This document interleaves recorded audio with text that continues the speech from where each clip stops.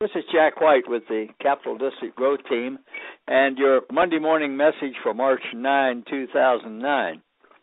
This is our monthly interview and discussion with Capital District Governor Tom Ganse. Are you there, Tom?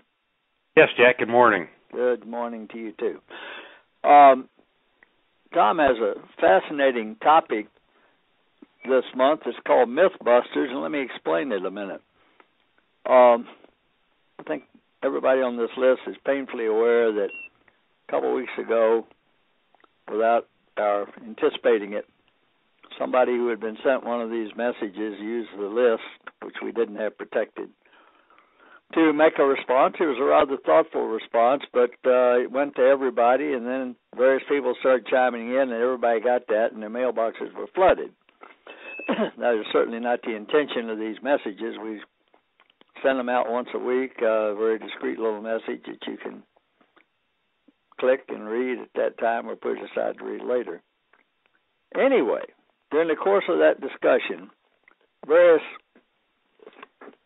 perceptions of dissatisfaction came up, and our governor says that many of these may be based on either outdated information or what he called oral traditions, and he'd like to have his time set the record straight.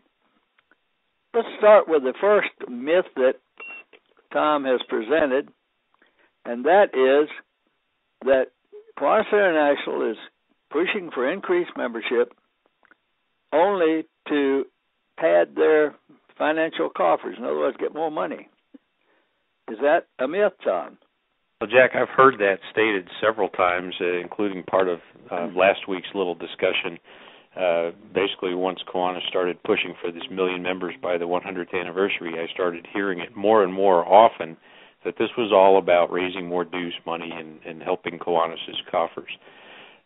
If I look at the Capital District here, Jack, it's a pretty average district in North America, and the simple fact of the matter is we are down 40% in our membership. At one time, we had over 10,000 members in the Capital District doing service, and we are now down to approximately 6,500 members doing service. Yeah, when this whole push for growth started in the district, we were down to around 7,000, and it's dropped another 500 or so since then. That's correct. We're losing members at an average of almost 250 net per year.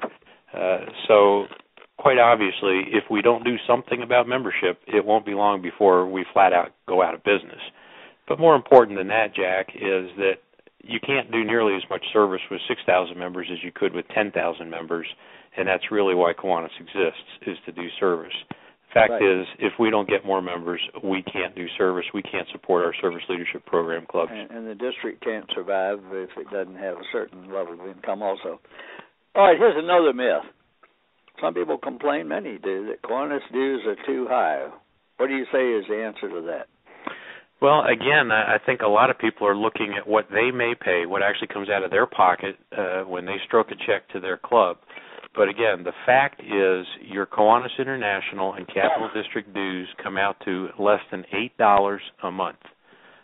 It's under $80 a year is what that comes out to. Most clubs will add another $2 to $4 a month on top of that, so you're really looking at anywhere from $10 to $12 a month.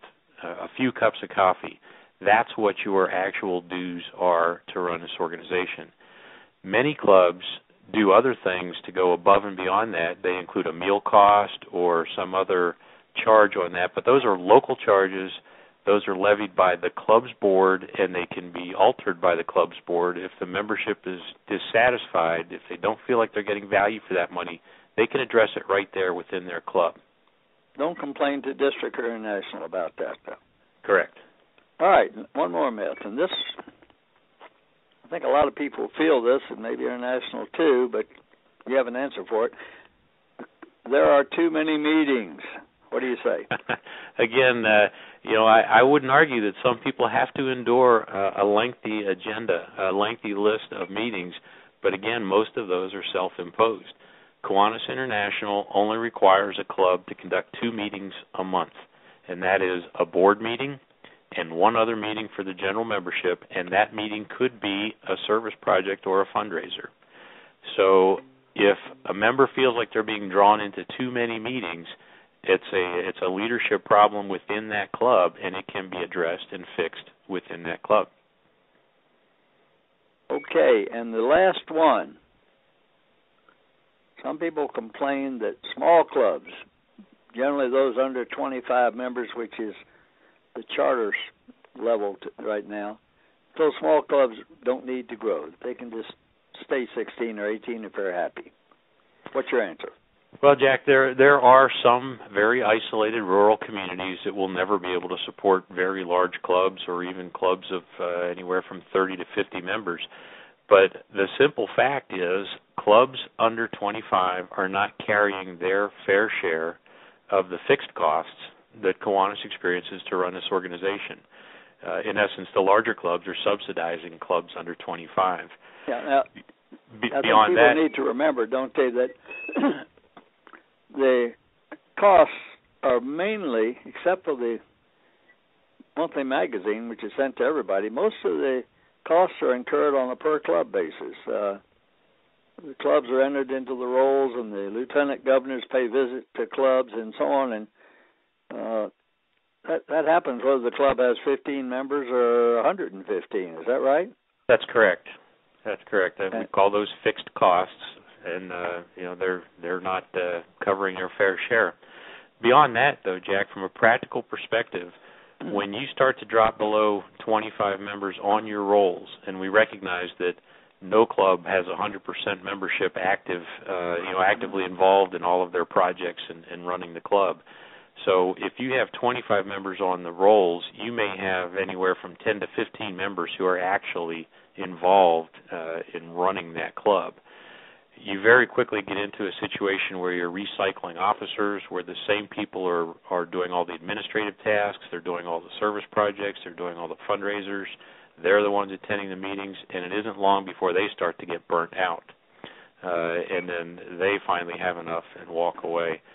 It becomes very difficult to regenerate once you get down to those types of numbers.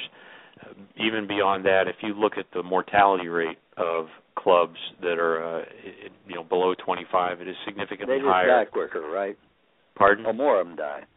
Yes, that's right. Well, Tom, our time is about up, but I want to remind everyone that we have a blog now, and if you'll look at the bottom of the email message that came to you about this message, you will find a link to it, or if you go to the YouTube site where this message is posted, you'll find it there too. Click on it, go to the blog, and tell us what you think about these 4 myths. And that is that the push for membership is just a money-grabbing goal. Second, Kiwanis dues are too high. Third, there are too many meetings. And fourth, that small clubs don't need to grow. Those are the points that were made, and our governor has rebutted. If you want to join the discussion, please do. Thank you, Tom. All right, Jack, could I close with two parting comments? Please do. Number one, if folks like this Mythbuster format or forum, as Jack said, put it on the blog or send me an email. I'd love to be able to address these things in the future. And second, some very good news. We had a tough month in January, a surprising net loss. Normally that occurs in February, and I'm happy to report that at the end of February, our membership was even. So wow. in a month that we expected to lose members, we held our own. So congratulations. Keep up the great work. We hope we've turned the corner. That's the end of this Monday morning message for the Capital District Growth Team. This is Jack White saying thank you for listening.